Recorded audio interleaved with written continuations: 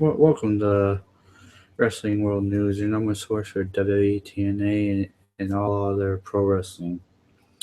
Um, before I begin, I am sorry for the people that was watching my stream like an hour ago or whatever. Google Plus decided just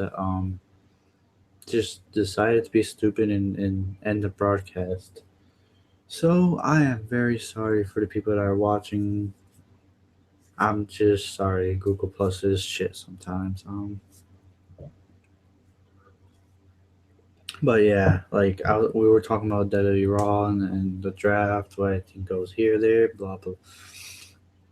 But tonight's podcast, we're gonna get into WWE RAW, who I think is gonna go where in the draft, the booking on the last couple weeks of Raw, and maybe some independent news and maybe some ROH stuff. I don't know. Anyways, let's get into it. Uh, my opinions on WWE Raw tonight was Raw was completely shit. Um, the only good thing about Raw tonight was the opener with Stephanie Shane, Mick Foley, and Daniel Bryan. The main event was okay, but the way it ended was stupid. Let's get in. Let's just get in. Talk about what I want to talk about. Um, the okay, the opener to Raw with Shane and Stephanie in the ring, just saying what show is gonna be better, who's gonna be the B plus show, who's gonna be the A plus show. Then Stephanie reveals her GM of Raw was Mick Foley, which I was surprised. Everybody thought it was gonna be Stone Cold or somebody else, you know what I mean? But yeah, and then Shane reveals his GM of SmackDown, but everybody already knew that Daniel Bryan was gonna be the SmackDown. I mean, the GM of SmackDown already. So um, pretty much it was good. Daniel Bryan was just talking about his WrestleMania 30, which he's the underdog, which how SmackDown's gonna be the underdog too. But yeah, that was a good opener. It's cool. Those are very good two picks for for the GMs. I mean, of each show. I just hope the booking's good on each show, but let's just pray that the draft brings something different. And what else? Oh yeah, Stephanie McMahon announced that the cruiserweight division is gonna be exclusive to Raw. Okay, just like years ago, it was exclusive to SmackDown where they had a cruiserweight title. That's good. That's good. They're thinking about us fans and other stuff. Let's see. Um, yeah, the cruiserweight division. Uh, that's awesome. And you guys should check out if you haven't already been watching the W Cruiserweight Classic tournament. I suggest you watch it. Last week's was awesome. It was awesome, and don't forget to watch. Don't forget to watch my review on it too. I did last week on Wednesday. Episode 2 is coming this Wednesday too. After the Cruiserweight Classic show on Wednesday, so probably like 10 o'clock or something.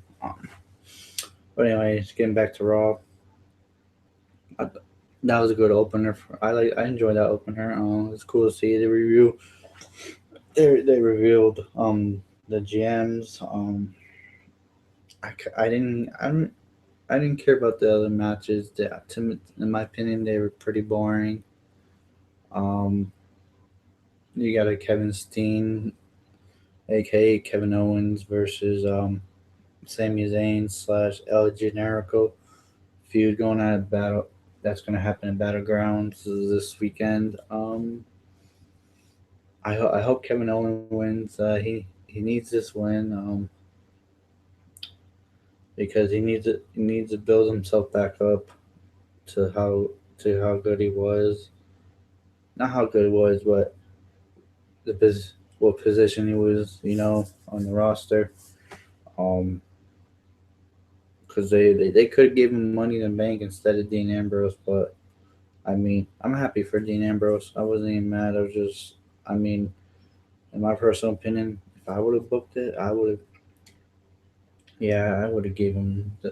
I would have given Kevin Owens the Money in the Bank, but that's a pass. I feel like Owens will get it. Will get his title shot. He will become a world champion this year, hopefully. Um, yeah, and the club beat. What was that? A 16-man tag team match. The club and the Wyatt family beat. What was it? New Day, Enzo and Cass, and John Cena. It was pretty funny that Enzo clotheslined John Cena and then cost him the match. Can we see some kind of bullshit like that happen on Sunday with the tag team match of Enzo Cass and Cena versus the club? I feel like something's gonna happen in that match between them.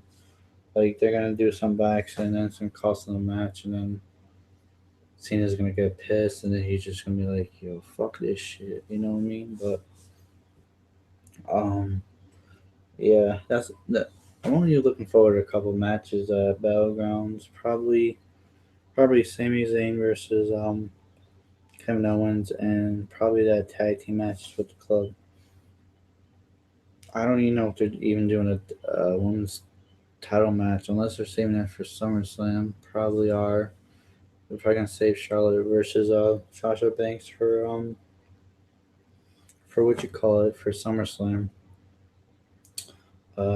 Yeah. Well, they have a women's tag team match tonight: Sasha Banks and Becky Lynch versus Dana Brooke and Charlotte. And I believe Charlotte and Dana Brooke won, but I wasn't really paying attention too much. That match wasn't really too good for me. Was kind of get Raw was kind of boring for me, but it is what it is. Nothing I could do. It's their fucking it's their booking, but they need to get their booking way better, much better. They need to do something with that. And And I heard Goldust was booking for the women's division before he came back. Before he came back to wrestle, like he was the one booking all these good matches and stuff. Maybe he needs to go back and start booking for the women's division again, because it seems like the women's division again is fucking going downhill. Like that's what happened last time. What else did they have on Raw? Oh yeah, they announced Brock Lesnar versus Randy Orton at SummerSlam. Um, Obviously Brock Lesnar is probably gonna most likely he's gonna win. Because he won his UFC fight, which they said even if he didn't win or what, he's still gonna win at SummerSlam against Randy Orton. Um, and I read a rumor that SummerSlam might be Randy Orton's last match or something. He might retire after SummerSlam, but you know how these rumors work. You know how these rumors work on the internet. Usually, half of shit's not even true. Um, yeah. I'm gonna talk about the draft. Where I think people who's gonna go where. Blah blah blah. I think Seth, Dean, and Roman are gonna stay on Raw, and John Cena probably the club. Probably Kevin Owens and Cesaro probably gonna go on SmackDown. Probably Chris Jericho gonna go on SmackDown too. Brock Lesnar, he's probably just gonna stay on Raw because he's a he's a part timer. He has exclusive dates and stuff. Do I think Enzo and Cass are gonna break up during the draft? Could probably even Wyatt family, probably even New Day. Um, NXT people coming to the draft. I read that what Nia Jax. Who else? Carmelo might come into the draft. Um, Oh yeah, Finn Balor. Finn Balor might be. He's gonna be in a draft. He might get drafted to SmackDown with the club. But this is all just my opinions and my thoughts and just what I think is gonna happen. Yeah, and I feel like they're gonna have a. I feel like they're gonna put another title, another like world title on for SmackDown. Like bring back the world title, but I think they're gonna give it a different look. Like because you can't have the two same titles. How stupid does that look? You have the WWE title and you have another title. It's the same as the WWE title. No logic there. There was no. I don't understand why they even retired the world title and then gave it to John Cena. That was stupid. What else? I don't know. Raw wasn't really that great. Well, I can't wait. I hope SmackDown's good on Tuesday. They're probably gonna crown a new world champion too. I feel like that's gonna happen. I'm kind of excited for SmackDown on Tuesdays live. I can't read the spoilers no more. Nobody can. People gonna have to go watch the show. You have to watch it. You can't just say, "Oh, I'm not gonna watch. I'm gonna look at the spoilers and not watch SmackDown." Oh, where's the spoilers? Oh, that's right. SmackDown's live on Tuesdays now. You can't do that. um, yeah, that's pretty much it. But I got some. Well, I was looking at a picture on Facebook. It was from an ROH event that they taped or something, and Jay Lethal's bald. He got no hair now. Like I guess the Bull Club they shaved his head or some shit. And I guess at the next ROH pay per view is gonna be Jay Lethal versus Evan Cole for the world title. Um, I don't know who would win that match because they're they're really high on Jay Lethal right now. They're really pushing him. He's he's had that world title since